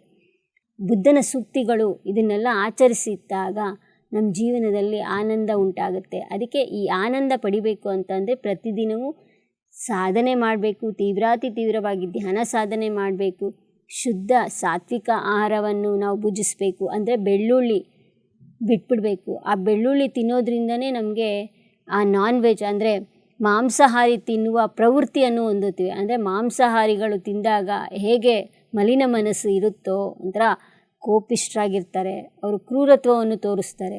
ಆ ಬೆಳ್ಳುಳ್ಳಿ ಅದೇ ಸತ್ವ ಅನ್ನೋದು ಇರುತ್ತೆ. ಅದಕ್ಕೆ ಆ ಬೆಳ್ಳುಳ್ಳಿಯನ್ನು ಬಿಟ್ಬಿಡಬೇಕು. ಆ ಬೆಳ್ಳುಳ್ಳಿ ಸೇವನೆ ಮಾಡೋದ್ರಿಂದನೂ ನಮಗೆ ದುಃಖ ಅನ್ನೋದು ಬರುತ್ತೆ. ಅಂದರೆ ನಾವು ಎಷ್ಟೇ ಸಾಧನೆ ಮಾಡಿದ್ರೂ ನಾವು ಏಳಿಗೆ ಬರಲು ಸಾಧ್ಯ ಆಗುವುದಿಲ್ಲ. ಅದಕ್ಕೆ ಶುದ್ಧ ಸಾತ್ವಿಕ ಆಹಾರವನ್ನು ಸೇವನೆ ಮಾಡಬೇಕು. ಮತ್ತು ನಮ್ಮ ಕೈಲಾದ ಸ್ವಾಧ್ಯಾಯ ಮಾಡಬೇಕು. ಆ ಸ್ವಾಧ್ಯಾಯ ಮುಖಾಂತರ, ಗುರುಗಳ ಮುಖಾಂತರ ಸ್ವಲ್ಪ ತಿಳಿಯುತ್ತದೆ. ನಾವು ಪ್ರಾಪಂಚಿಕದ ಗಮನ ಕೊಡದೆ ಆ ಸ್ವಾಧ್ಯಾಯಕ್ಕೆ, ಧ್ಯಾನ ಮಾಡಿದ್ರೇ ಆ ಜ್ಞಾನ ಬೆಳೆಯುತ್ತಲ್ಲ, ಆ ಜ್ಞಾನ ಬೆಳೆಸ್ಕೊಂಡಾಗ ಆ ಸ್ವಾಧ್ಯಾಯ ಮುಖಾಂತರ ನಮ್ಮಲ್ಲಿ ಎಷ್ಟೋ ಬದಲಾವಣೆಗಳು ಕಾಣಿಸ್ಕೊಳ್ಳುತ್ತೆ. ನಮ್ಮ ರೀತಿ ನೀತಿ ಮಾತು ಎಲ್ಲವೂ ಬದಲಾಗೋಗ್ಬಿಡುತ್ತೆ. ಅದಕ್ಕೆ ಸಾಧನೆ ಮಾಡಿದಾಗೆ ನಮಗೆ ಆನಂದ ಸ್ಥಿತಿಲಿ ಇರ್ತೀವಿ. ಅದಕ್ಕೆ ಸ್ವಾಧ್ಯಾಯವನ್ನು ಮಾಡಬೇಕು. ಇನ್ನು ಸಜ್ಜನ ಸಾಂಗತ್ಯ ಅಂದರೆ ಸತ್ಯ ಜನರ ಸಾಂಗತ್ಯವನ್ನು ಮಾಡಿದಾಗ ನಮಗೆ ದುಃಖ ಅನ್ನೋದು ಹೊರಟೋಗುತ್ತೆ. ಅಂದರೆ ಸಜ್ಜನರು ಅಂದರೆ ಸತ್ಯ ನುಡಿಯೋರ ಜೊತೆ ಸಾಂಗತ್ಯ ಮಾಡಿದ್ರೆ ಆ ಸಾಂಗತ್ಯವನ್ನೇ ನಾವು ಬೆಳೆಸ್ಕೊಳ್ತೀವಿ. ಅಂದರೆ ಸತ್ಯದಲ್ಲೇ ನಡೀತೀವಿ, ಸತ್ಯ ಮಾರ್ಗದಲ್ಲೇ ನಡೀತೀವಿ, ಸತ್ಯದಲ್ಲೇ ನುಡಿತೀವಿ, ಯಾರಿಗೂ ನೋವು ಕೊಡೋದಿಲ್ಲ. ಅಂದರೆ ಆ ಸಜ್ಜನ ಸಾಂಗತ್ಯದಿಂದ ನಮಗೆ ನಾವು ಸರಿಪಡಿಸ್ಕೊಳ್ಬೇಕಾಗಿರೋದೇನು, ಸರಿ ಮಾಡ್ಕೊಳ್ಳೋದೇನು, ಇವಾಗಿರೋ ಸ್ಥಿತಿಯಿಂದ ನಾವು ಇನ್ನೂ ಚೆನ್ನಾಗೇ ಆಗಬೇಕು ಅಂತ ಅಂದರೆ ಆ ಸಜ್ಜನ ಸಾಂಗತ್ಯ. ಇಷ್ಟು ದಿನ ಬೇರೆಯವ್ರ ಲೋಪದೋಷಗಳನ್ನ ಹುಡುಕ್ತಾ ಇದ್ವಿ, ಬೇರೆ ಲೋಪದೋಷಗಳನ್ನ ಹುಡುಕುವುದಲ್ಲ, ನಮ್ಮ ಲೋಪದೋಷಗಳನ್ನ ಸರಿ ಮಾಡಿಕೊಂಡಾಗ ನಮ್ಮ ಜೀವನವು ಆನಂದಕರವಾಗಿರುತ್ತದೆ. ಇನ್ನು ಸೇವೆ, ನಾವು ನಮ್ಮ ಕೈಲಾದಷ್ಟು ಸೇವೆ, ಇತರರಿಗೆ ನಾವು ತಿಳ್ಕೊಂಡಿರೋ ಬರೀ ದುಡ್ಡಿಂದ ಮಾತ್ರನೇ ಸೇವೆ ಅಲ್ಲ. ಆ ಸೇವೆ ಅಂದರೆ ನಾವು ಮಾಡುವ ಸೇವೆ ಇತರರಿಗೆ ಒಳ್ಳೆಯದನ್ನು ಮಾಡಬೇಕು. ನಮ್ಮ ಕೈಲಾದಷ್ಟು ಇತರರಿಗೆ ಒಳ್ಳೆಯದನ್ನು ಮಾಡಬೇಕು. ಅಂದರೆ ಹೇಗೆ ಅಂತ ಅಂದರೆ, ನಾವು ಈ ಪಡ್ಕೊಂಡಿರೋ ಜ್ಞಾನವನ್ನು ತಿಳ್ಕೊಂಡ್ಮೇಲೆ ನಾವು ಆನಂದ ಪಟ್ಟಿದ್ದೀವಲ್ವ, ಆಚರಣೆ ಬಿಟ್ಟು ಧ್ಯಾನ ಮಾಡಿದ್ದೀವಿ, ಆ ಜ್ಞಾನವನ್ನು ಪಡ್ಕೊಂಡಿದ್ದೀವಿ. ಆ ಮೋಕ್ಷ ಸ್ಥಿತಿಗೆ ಸೇರಬೇಕಂದ್ರೆ ನಮ್ಮ ಕರ್ಮಗಳನ್ನು ಕಳಿಬೇಕು. ಆ ಭಗವಂತನ ಲಕ್ಷಣಗಳೇ ನಾವು ಹೊಂದಬೇಕು. ಅಂದರೆ ಆ ಭಗವಂತನ ಲಕ್ಷಣಗಳು ಹೊಂದಬೇಕು ಅಂದರೆ ಸೇವೆನೇ ಬಹುಮುಖ್ಯ. ಅಂದರೆ ನೋಡಿ, ಪತ್ರಿಜಿ ಸರು ಅಷ್ಟೇ ಎಷ್ಟು ಸೇವೆಗಳನ್ನ ಮಾಡ್ತಾಯಿದ್ರು. ಅಂದರೆ ಆ ಹೆಂಡತಿ ಮಕ್ಕಳನ್ನೂ ಸಹ ಬಿಟ್ಟು ಲೋಕ ಕಲ್ಯಾಣಕರವಾದ ಕೆಲಸಕ್ಕೆ ಎಷ್ಟು ಜನರಿಗೆ ಮಾದರಿಯಾಗಿದ್ದಾರೆ. ಅಂದರೆ ಎಷ್ಟು ದುಃಖವನ್ನು ಹೋಗಲಾಡಿಸಿದ್ದಾರೆ. ಯಾಕಂದರೆ ಅವರು ಪ್ರಪಂಚಿಕದ ಕಡೆಗೆ ಗಮನ ಹರಿಸಿಲ್ಲ, ತಮ್ಮ ಮಕ್ಕಳಿಗೋಸ್ಕರ ಏನೂ ಇದು ಮಾಡಿಲ್ಲ. ಬುದ್ಧ ಭಗವಾನರು ಅಷ್ಟೇ ತಮ್ಮ ಮಕ್ಕಳ ಹೆಂಡತಿಗೋಸ್ಕರ ಏನೂ ಇದು ಮಾಡಿಲ್ಲ.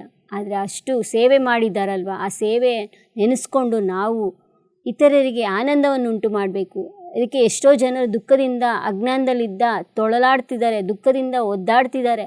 ಆ ಒದ್ದಾಡೋ ಮುಖಾಂತರ ಈ ಸಾಧನೆ, ಆ ಶಕ್ತಿ ಪಡ್ಕೊಂಡಾಗ, ಆ ಜ್ಞಾನವನ್ನು ಪಡ್ಕೊಂಡಾಗ ಎಷ್ಟೇ ಕಷ್ಟಗಳಿದ್ರೂ ಆ ದುಃಖದಿಂದ ಹೊರಬರ್ತೀರಾ.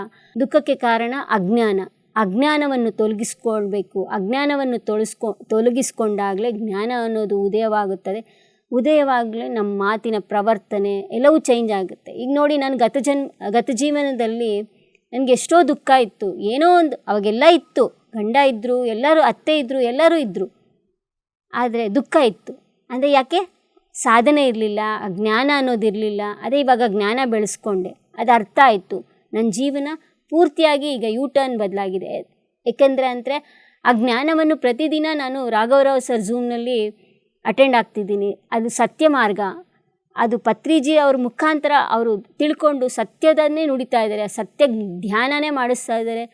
ಶ್ವಾಸದ ಮೇಲೆ ಗಮನ, ಧ್ಯಾನ ಮತ್ತು ಆ ಜ್ಞಾನ, ಆ ಶ್ವಾಸದ ಮೇಲೆ ಗಮನ, ಧ್ಯಾನ ಮಾಡೋದ್ರಿಂದ ನಮಗೆ ಎಷ್ಟು ಶಕ್ತಿ ಬರುತ್ತೆ.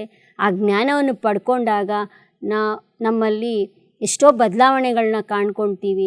ಆ ಬದಲಾವಣೆಯಿಂದಲೇ ನಮ್ಮಲ್ಲಿ ಬದಲಾವಣೆ ಹೊಂದಿದಾಗಲೇ ನಮ್ಮಲ್ಲಿ ಎಷ್ಟೋ ಚೇಂಜಸ್ ಕಾಣಿಸುತ್ತೆ. ಆ ಚೇಂಜಸ್ ಮುಖಾಂತರವೇ ನಾವು ಆ ಜ್ಞಾನವನ್ನು ಪಡ್ಕೊಂಡಿರೋದ್ರಿಂದಲೇ ಅಲ್ವಾ ಅಷ್ಟು ಬದಲಾವಣೆ ಹೊಂದುತ್ತೇವೆ. ಆ ಬದಲಾವಣೆ ಹೊಂದಿದ ಮೇಲೆ ನಮ್ಮನ್ನೆಲ್ಲರೂ ಗೌರವಿಸ್ತಾರೆ. ಅದಕ್ಕೆ ನಾವು ಸೇವೆ ಮಾಡುವ ಮಾತು ಒಂದೇ ಅಲ್ಲ, ಮಾತಿನ ಮುಖಾಂತರ ಎಲ್ಲರಿಗೂ ಆಕರ್ಷಿಸುವಂತಾಗಬೇಕು. ಅಂದರೆ ಎಲ್ಲರಿಗೂ ನಾವು ಮಾದರಿ ಆಗಬೇಕು. ಮಾದರಿ ಅಂತಂದರೆ ನಮ್ಮನ್ನು ಫಸ್ಟು ಧ್ಯಾನಕ್ಕೆ ಬಂದಾಗ ಯಾರೂ ನಮ್ಮನ್ನು ಎಲ್ಲರೂ ವಿಮರ್ಶಿಸ್ತಾ ಇರ್ತಾರೆ. ಆದರೆ ನಾವು ಸಾಧನೆ ಮುಂದುವರಿಸ್ಕೊಂಡು ಯಾರೇ ಏನೇ ಅಂದ್ರೂ ನಾವು ಅದು ಪಕ್ಕಕ್ಕಿಟ್ಟು ಸಾಧನೆ ಮತ್ತು ಜ್ಞಾನವನ್ನು ಬೆಳೆಸ್ಕೊಳ್ತಾ ಹೋದಂಗೆಲ್ಲ ಅವರೇ ನಮ್ಮ ಹತ್ರ ಬಂದುಬಿಟ್ಟು, ನೀನೆಷ್ಟು ಒಳ್ಳೆ ಮಾರ್ಗದಲ್ಲಿದೆಯಾ, ಎಷ್ಟು ಮನಃಶಾಂತಿಯಿಂದಿದೆಯಾ, ಎಷ್ಟು ನೀನು ಒಳ್ಳೆ ಮಾರ್ಗದಲ್ಲಿದೆಯಾ, ಎಷ್ಟು ಜ್ಞಾನವನ್ನು ಪಡೆದಿದೆಯಾ, ಅವಾಗ ನೋಡೋದಕ್ಕೂ ಇವಾಗ ನೋಡೋದಕ್ಕೂ ಅಂತ ಅವರೇ ನಮ್ಮನ್ನು ಗೌರವಿಸ್ತಾರೆ. ಅದಕ್ಕೆ ಇಂಥ ವಿಷಯಗಳನ್ನ ಎಷ್ಟೋ ಋಷಿಗಳು, ಮಹನೀಯ ಋಷಿಗಳು, ವೀರಬ್ರಹ್ಮೇಂದ್ರ ಸ್ವಾಮಿ, ವೇಮನ, ಬುದ್ಧ ಭಗವಾನರು ಅವರೆಲ್ಲ ಎಷ್ಟೋ ಆ ಜ್ಞಾನವನ್ನು ಧ್ಯಾನದಿಂದಲೇ ಆ ಜ್ಞಾನವನ್ನು ಪಡ್ಕೊಂಡಿದ್ದಾರೆ. ಅದೇ ರೀತಿ ನಾವು ಸಾಧನೆಯನ್ನು ಮಾಡಿ ಆ ಜ್ಞಾನವನ್ನು ಪಡ್ಕೊಂಡು ಅವ್ರು ಹೇಳಿರುವ ಪ್ರತಿಯೊಂದು ಮಾತು ಕುರುಡರಾಗಿ ನಾವು ಅದನ್ನು ಪಾಲಿಸಿದಾಗ ನಮಗೆ ಎಷ್ಟು ಇದೇ ಜೀವನದಲ್ಲಿ ನಾವು ಈ ಭೂಮಿಯಲ್ಲಿ ಇರಬೇಕಾದ್ರೂ ಆನಂದ ಸ್ಥಿತಿಲಿ ಇರ್ತೀವಿ, ಮೇಲಿನ ಹೋಗಬೇಕಾದ್ರೂ ಆನಂದ ಸ್ಥಿತಿಲಿ. ಯಾಕಂದರೆ ಅಲ್ಲಿ ಮೇಲೆ ನಿರ್ಧಾರ ಮಾಡ್ಕೊಂಡು ಬಂದಿರ್ತೀವಿ, ಮೇಲೆ ನಿರ್ಧಾರ ಮಾಡ್ಕೊಂಡು ಬಂದುಬಿಟ್ಟು ಇಲ್ಲಿ ಎಲ್ಲ ತಪ್ಪು ಕೆಲಸಗಳು ಮಾಡ್ತಾ ಹೋದಂಗೆಲ್ಲ ದುಃಖವೇ ಅನುಭವಿಸ್ತಿದ್ದೀವಿ. ಅದೇ ಅಲ್ಲಿ ಮೇಲೆ ಪ್ರಣಾಳಿಕೆ ಪ್ರಕಾರ ನಮ್ಮ ಜೀವನ ಇಲ್ಲಿನ ಭೂಮಿಯ ಮೇಲೆ ನಡ್ಕೊಂಡು ಹೋದಾಗ ಅಂದರೆ ಒಂದು ತಾಯಿ ಗರ್ಭದಲ್ಲಿ ಮೇಲಿಂದ ಆತ್ಮವಾಗಿ ಬಂದು ಒಂದು ತಾಯಿಯ ಗರ್ಭದಲ್ಲಿ ಶಿಶುವಾಗಿ ಜನನಗೊಳ್ಳುತ್ತೆ. ಅಲ್ಲಿ ಆತ್ಮ ಇರುವಾಗ ಎಲ್ಲನೇ ನಿರ್ಧಾರ ಮಾಡ್ಕೊಂಡು ಬಂದಿರುತ್ತೆ, ನಾನು ಈ ರೀತಿ ಭೂಮಿಯಲ್ಲಿ ತಪ್ಪು ಕೆಲಸ ಮಾಡೋದಿಲ್ಲ, ಒಳ್ಳೆ ಮಾರ್ಗದಲ್ಲಿ ಇರ್ತೀನಿ ಅಂತ ಅಲ್ಲಿ ಮೇಲೆ ನಿರ್ಧಾರ ಮಾಡ್ಕೊಂಡು ಬಂದಿರ್ತಾರೆ. ಆದರೆ ಇಲ್ಲಿಗೆ ಭೂಮಿಗೆ ಬಂದ ತಕ್ಷಣ ಎಲ್ಲವೂ ಬದಲಾಗೋಗ್ಬಿಡುತ್ತೆ. ಅಂದರೆ ಮರ್ತೋಗ್ಬಿಡ್ತೀವಿ ಎಲ್ಲ, ಆತ್ಮದೆಲ್ಲ ನಿರ್ಧಾರ ಮಾಡ್ಕೊಂಡು ಬಂದಿರ್ತೀವಿ. ಆದರೆ ಭೂಮಿಗೆ ಬಂದ ತಕ್ಷಣ ತಂದೆ ತಾಯಿರ ಪರಿಸರ ಮತ್ತು ತಂದೆ ತಾಯಿಯರಿಂದ ಬೆಳೆಯೋದು, ಮತ್ತು ಸಮಾಜ ಪರವಾಗಿ ಮತ್ತು ಮಿತ್ರರು ಬಂಧುಗಳ ಪರವಾಗಿ ಏನಾಗುತ್ತೆ, ಮನಸ್ಸು ಮಲಿನ ಆಗೋಗ್ಬಿಡುತ್ತೆ. ಆ ಮನಸ್ಸು ಮಲಿನ ಆಗಿರೋ ಕಾರಣದಿಂದ ದುಃಖ ಅನುಭವಿಸ್ತೀವಿ. ಆದರೆ ಆ ದುಃಖ ಬೇಡ ಅಂತಂದರೆ ನಾವು ಪ್ರತಿಯೊಂದು ಮಾತು ಅಂದರೆ ಆತ್ಮಕ್ಕೆ ಏನು ನಿರ್ಧಾರ ಮಾಡ್ಕೊಂಬಂದಿರುತ್ತೆ ಆ ರೀತಿ ನಡ್ಕೊಂಡಾಗ ನಾವು ಎಲ್ಲವೂ ಸಾಫಿಯಾಗಿರುತ್ತೆ, ಆನಂದ ಸ್ಥಿತಿಲಿ ಇರ್ತೀವಿ. ಅದಿಲ್ಲಿ ಮರ್ತೋಗಿರೋ ಕಾರಣದಿಂದ ದುಃಖ ಅನುಭವಿಸ್ತೀವಿ. ಮತ್ತು ಆ ಆತ್ಮಸ್ಥಿತಿಯಲ್ಲಿ ಇಲ್ಲ ಅಲ್ವಾ. ಈ ಶರೀರ ಈ ಜನ್ಮಕ್ಕೆ ಮಾತ್ರ ಶಾಶ್ವತ. ಬೂದಿಯಾಗೋ ಈ ಶರೀರಕ್ಕೆ ಎಷ್ಟು ಮೇಕಪ್ಗಳನ್ನ ಮಾಡ್ತಾಯಿದ್ದೀವಿ, ಎಷ್ಟು ಅದಕ್ಕೆ ಆರೋಗ್ಯಪರವಾಗಿ ಎಷ್ಟೆಲ್ಲ ಶರೀರಕ್ಕೆ ನೋಡ್ಕೊಳ್ತಾ ಇದ್ದೀವಿ. ಆದರೆ ಆತ್ಮಪರವಾಗಿ ಒಂಚೂರು ಯೋಚನೆ ಮಾಡ್ತಾ ಇಲ್ಲ. ಆತ್ಮಕ್ಕೆ ಹೆಚ್ಚು ಪ್ರಾಮುಖ್ಯತೆಯನ್ನು ಕೊಡಬೇಕು. ಯಾಕಂದರೆ ಆತ್ಮ ಶಾಶ್ವತ. ಆತ್ಮ ಅಂದರೆ ಏನೂ ಬೇರೆ ಅಲ್ಲ, ಸಾಕ್ಷಾತ್ ಭಗವಂತ. ಆ ಭಗವಂತನ ಮೇಲೆ ದೃಷ್ಟಿ ಹರಿಸ್ಬೇಕು. ಅಂದರೆ ನಾವು ಎಷ್ಟೋ ಜನ್ಮಗಳು ದಾಟಿದ್ದೀವಿ. ಅಂದರೆ ಎಷ್ಟೋ ಪ್ರಾಣಿ ಜಂತುಗಳು ಎಲ್ಲ ದಾಟಿ ಮಾನವ ಜನ್ಮಕ್ಕೆ ಬಂದಿದ್ದೀವಿ. ಅಂದರೆ ಖನಿಜ ಅಂದರೆ ಕಲ್ಲುಗಳ ಮುಖಾಂತರ ಬಂದಿದ್ದೀವಿ. ಮತ್ತು ಮರಗಳ ಮುಖಾಂತರ ಜಲಚರಗಳು, ಪಕ್ಷಿ, ಜಂತುಗಳು ಎಲ್ಲವನ್ನೂ ದಾಟಿ 84 ಲಕ್ಷ ಜೀವರಾಶಿಗಳು ದಾಟಿದ ಮೇಲೆ ಮಾನವ ಜನ್ಮಕ್ಕೆ ಬಂದಿದ್ದೀವಿ. ಆ ಮಾನವ ಜನ್ಮ ಎಷ್ಟು ಶ್ರೇಷ್ಠವಾದದ್ದು. ಆ ಮಾನವ ಜನ್ಮ ವ್ಯರ್ಥ ಮಾಡಬಾರ್ದು. ಅಂದರೆ ಈ ಆತ್ಮಕ್ಕೆ ಏನು ಬೇಕು, ಧ್ಯಾನ ಮತ್ತು ಜ್ಞಾನ. ನಾವೇನು ಮಾಡ್ತಿದ್ದೀವಿ, ಈ ಪ್ರಾಪಂಚಿಕ ವಿಷಯಗಳ ಮೇಲೆ ದೃಷ್ಟಿ ಹರಿಸ್ತಾ, ಅಂದರೆ ಪ್ರಾಪಂಚಿಕದ ಮೇಲೆ ದೃಷ್ಟಿ ಹರಿಸ್ತಾ ಚಿನ್ನ, ಬೆಳ್ಳಿ, ಬಂಗಾರ ಮತ್ತು ಬಿಲ್ಡಿಂಗ್ಗಳು, ಕಾರ್ಗಳು ಎಲ್ಲ ಕೊಂಡ್ಕೊಳ್ತಾ ಇದ್ದೀವಿ. ಅದಕ್ಕೆ ಅದ್ರ ಮೇಲೆ ದೃಷ್ಟಿ ಹರಿಸ್ತಾ ಇದ್ದೀವಿ. ಸಂಪಾದನೆ ಎಲ್ಲ ಅದಕ್ಕೋಸ್ಕರನೇ. ಆದರೆ ಟೈಮೆಲ್ಲ ಎಲ್ಲರಿಗೂ 24 ಗಂಟೆ ಟೈಮ್ ಇದೆ. ಇವಾಗ ಹೇಗೆ ನೀವು ದೇಹಕ್ಕೆ ಊಟ ಕೊಡ್ತೀರೋ ಅದಕ್ಕೆ ಆತ್ಮಕ್ಕೆ ಶ್ವಾಸಾಹಾರ, ಅಂದರೆ ಶ್ವಾಸದ ಮೇಲೆ ಗಮನ, ಧ್ಯಾನ. ಆವಾಗಲೇ ಅದಕ್ಕೆ ತೃಪ್ತಿ ಆಗುತ್ತಂತೆ. ಧ್ಯಾನ ಮಾಡಿದಾಗಲೇ ಆತ್ಮಕ್ಕೆ ತೃಪ್ತಿ ಆಗುತ್ತಂತೆ. ನಾವು ಇವಾಗ ಒಂದು ಒಳ್ಳೆ ಕೆಲಸ ಮಾಡಿದಾಗ ಏನೋ ಒಂಥರ ತೃಪ್ತಿ ಆಗುತ್ತೆ, ಆತ್ಮ ತೃಪ್ತಿ ಆಗುತ್ತೆ. ಅದೇ ನಾವು ಏನೋ ಒಂದು ಕೆಟ್ಟ ಕೆಲಸ ಮಾಡ್ತೀವಿ, ಆಗ ಆತ್ಮ ಘೋಷ ಆಗುತ್ತಂತೆ, ನೀನು ಮಾಡಿರೋ ತಪ್ಪು ಅಂತ ಘೋಷಿಸ್ತಾ ಇದೆಯಂತೆ. ಈಗ ಅದಕ್ಕೆ ನಾವು ಯಾಕೆ ಘೋಷಣೆ ಬರ್ತಾ ಇದೆ ಅಂತ ಅದನ್ನು ಗಮನಿಸೋಕ್ಕೆ ನಮಗೆ ಗೊತ್ತಾಗ್ತಾ ಇಲ್ಲ. ಯಾಕಂದರೆ ಆ ಘೋಷ ಅಂತಲೂ ನಮಗೆ ಗೊತ್ತಾಗ್ತಾ ಇಲ್ಲ. ಇವಾಗ ನೋಡಿ, ಒಂದು ಒಳ್ಳೆ ಕೆಲಸ ಮಾಡ್ತೀರಾ. ಒಂದು ಒಳ್ಳೆ ಕೆಲಸ ಮಾಡಿದಾಗ ಎಷ್ಟು ತೃಪ್ತಿಯಾಗಿರ್ತೀರ, ಆನಂದ ಸ್ಥಿತಿಲಿ ಇರ್ತೀರ. ಅದೇ ಒಂದು ಕೆಟ್ಟ ಕೆಲಸ ಮಾಡಿದಾಗ ಕೆಟ್ಟ ಕೆಲಸ ಮಾಡಿದಾಗ ಏನಾಗುತ್ತೆ ಅಂತಂದರೆ ಘೋಷ ಆಗ್ತಾ ಇರುತ್ತೆ. ನಿಮ್ಗೆ ಅರ್ಥ ಆಗೋಲ್ಲ. ಅದು ಘೋಷ ಅಂದರೆ ಸಾಕ್ಷಾತ್ ಭಗವಂತ ಮಾತಾಡ್ತಾ ಇರೋದು. ಅದು ನೀನು ತಪ್ಪು ಮಾಡಿದೀಯಾ, ಅದು ತಪ್ಪು ಮಾಡಿರೋ ಪ್ರತಿಫಲ ನಿನಗೆ ಆ ರೀತಿ ದುಃಖ ಆಗ್ತಾ ಇದೆ. ಆ ದುಃಖವನ್ನು ಹೋಗ್ಲಾಡಿಸ್ಕೋಬೇಕಂದ್ರೆ ಆ ಶ್ವಾಸದ ಮೇಲೆ ಗಮನ, ಆಹಾರ ವಿಷಯದಲ್ಲಿ ತುಂಬ ಜಾಗ್ರತೆ ವಹಿಸಬೇಕು. ಪತ್ರಿಜಿ ಸಾರು 50,000 1 ಲಕ್ಷದ ಪುಸ್ತಕಗಳನ್ನ ಸ್ವಾಧ್ಯಾಯ ಮಾಡಿದ್ದಾರೆ. ಅದನ್ನೆಲ್ಲ ಏನು ಮಾಡಿದ್ದಾರೆ, ಮಿಕ್ಸಿಗೆ ಗ್ರೈಂಡ್ ಮಾಡಿದಾರಂತೆ. ಆ ಮಿಕ್ಸಿಗೆ ಗ್ರೈಂಡ್ ಮಾಡಿದಾಗ 2 ಹೊರಗೆ ಬಂತಂತೆ. ಒಂದು ಹಿಂಸಾ ಚೋಡೋ ಹಂಸ ಪಕ್ಕಡು, ಹಿಂಸೆಯನ್ನು ಬಿಡಿ ಹಂಸವನ್ನು ಇಟ್ಕೊಳ್ಳಿ. ಹಂಸ ಅಂದರೆ ಆ ಶ್ವಾಸವನ್ನು ಇಟ್ಕೊಳ್ಳಿ, ಆವಾಗ ನೀವು ಆನಂದ ಸ್ಥಿತಿಯಲ್ಲಿರ್ತೀರ. ಅದಕ್ಕೆ ನಮ್ಮ ಜನ್ಮ ಧನ್ಯವಾಗಬೇಕು ಅಂತಂದರೆ ಈ ಶ್ವಾಸದ ಮೇಲೆ ಗಮನ, ಧ್ಯಾನವನ್ನು ಮಾಡುತ್ತಾ ಇತರರಿಗೆ ನಾವು ತಿಳ್ಕೊಂಡಿರೋ ಜ್ಞಾನವನ್ನು ಇತರರಿಗೆ ಹಂಚಿದಾಗ ನಮ್ಮ ಆತ್ಮ ಬೆಳೆಯುತ್ತಂತೆ. ಇತರರಿಗೆ ಎಷ್ಟೋ ಜಂತುಗಳನ್ನ ಉಳಿಸ್ದಂಗೆ ಆಗುತ್ತಂತೆ. ಆವಾಗ ಆತ್ಮ ತೃಪ್ತಿ ಆಗುತ್ತಂತೆ. ಈಗ ನನಗೊಂದು ಉದಾಹರಣೆ ಅಂದರೆ ನಿಜ ಘಟನೆಯಲ್ಲೇ ನಡೆದಿರೋದು. ಉದಾಹರಣೆ ಅಂತ ಅಂದರೆ ನಮ್ಮ ಮನೆ ಪಕ್ಕದಲ್ಲಿ ಒಬ್ಬರಿದ್ದರು, ನಾನ್ ವೆಜ್ ತಿಂತಾಯಿದ್ರು. ನಾನು ಈ ರೀತಿ ನಾನ್ ವೆಜ್ ಬಗ್ಗೆ ಹೇಳಿದೆ. ನಾನ್ ವೆಜ್ ಬಗ್ಗೆ ಹೇಳಿದ ತಕ್ಷಣ ಈ ರೀತಿ ಇಷ್ಟೆಲ್ಲ ಪ್ರಾಬ್ಲಮ್ಸ್ ಆಗುತ್ತೆ, ಅವ್ರು ತುಂಬ ಪ್ರಾಬ್ಲಮಲ್ಲಿದ್ದರು. ನಾನು ಹೇಳಿದೆ, ಈ ಥರ ಬಿಟ್ಬಿಡಿ, ನಾನ್ ವೆಜ್ ಬಿಟ್ಬಿಡಿ, ಆಗ ನೋಡಿ ನಿಮ್ಮಲ್ಲಿ ಎಷ್ಟೋ ಬದಲಾವಣೆಗಳು ಕಾಣಿಸ್ಕೊಳ್ಳುತ್ತೆ ಅಂತ ಹೇಳಿದೆ. ಅದಕ್ಕೆ ತಕ್ಷಣ ಅವ್ರು ಬಿಟ್ಬಿಟ್ರು. ಆ ಮಾತು ನನಗೆ ಹೇಳೋದು ಸಡನ್ನಾಗಿ ದಾರಿಲಿ ಹೋಗ್ಬೇಕಾದ್ರೆ.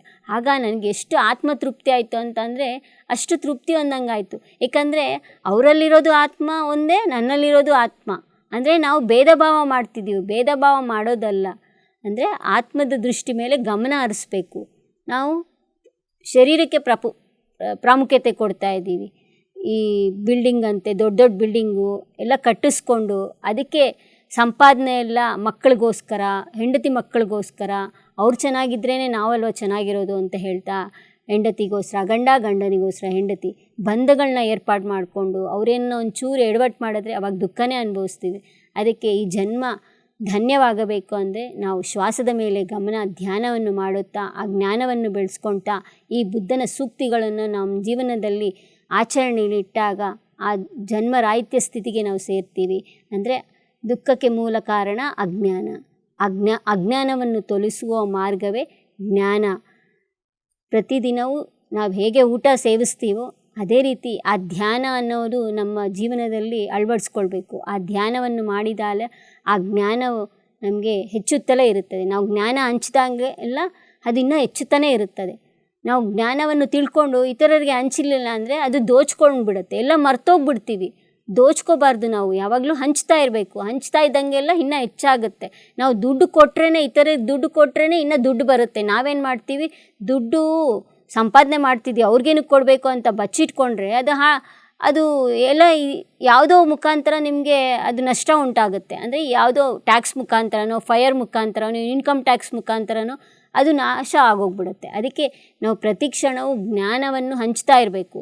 ಇವಾಗ ಬಾವಿಯಲ್ಲಿ ನೀರಿರುತ್ತೆ, ನಾವು ನೀರು ಎತ್ತಂಗೆಲ್ಲ ಏನಾಗುತ್ತೆ, ಆ ನೀರು ಉತ್ಪತ್ತಿ ಆಗ್ತಾ ಇರುತ್ತೆ. ಆ ನೀರು ಹೆಂಗೆ ಉತ್ಪತ್ತಿ ಆಗುತ್ತೆ, ಆ ನೀರು ಮೇಲೆ ಕೆತ್ತಂಗೆಲ್ಲ ಇನ್ನೂ ಜಾಸ್ತಿ ಬರುತ್ತೆ. ಅದೇ ನಾವು ಪ್ರತಿದಿನವೂ ಆ ತಿಳ್ಕೊಂಡಿರೋ ಜ್ಞಾನವನ್ನು ಒಬ್ರಿಗಾದ್ರೂ ಹೇಳಬೇಕು. ಧ್ಯಾನ ಮಾಡಿ ಜ್ಞಾನ ಬೆಳೆಸ್ಕೊಳ್ಳಿ, ಆಗ ದುಃಖದಿಂದ ಹೊರಗೆ ಬರ್ತೀವಿ ಅಂತ ಜ್ಞಾನವನ್ನು ಹಂಚಿದಾಗ ಅವರಲ್ಲಿ ಮಾರ್ಪಾಟ ಆಗುತ್ತೆ. ಬದಲಾವಣೆ ಹೊಂದಿದಾಗ ಅದು ಆತ್ಮತೃಪ್ತಿ ಆಗುತ್ತೆ. ಇದೇ ನಮ್ಮ ಪ್ರತಿ ಜನ್ಮದಲ್ಲೂ ನಾವು ತಿಳ್ಕೊಬೇಕಾಗಿರೋದು. ಅಂದರೆ ಇವಾಗ ಜನ್ಮ ಬೇಕಾ, ಎಷ್ಟು ಜನ್ಮಗಳೆತ್ತಿದ್ರೂ ಮತ್ತೆ ಇದೇ ಥರ ದುಃಖ, ಬಾಧೆ. ಪತ್ರಿಜಿ ಹೇಳ್ತಾರೆ, ನಿನಗೆ ಇವಾಗ ನೀನು ಧ್ಯಾನ ಮಾಡಲ್ವಾ, ಜ್ಞಾನ ಮಾಡಲಿಲ್ಲ ಅಂತ ಹೋಗ್ಲಿ ಬಿಡು, ಪರವಾಗಿಲ್ಲ, ಇದೇ ರೀತಿ ನಿನ್ನ ಜನ್ಮಗಳು ತೊಗೊಳ್ತಾನೆ ಇರ್ತೀಯ.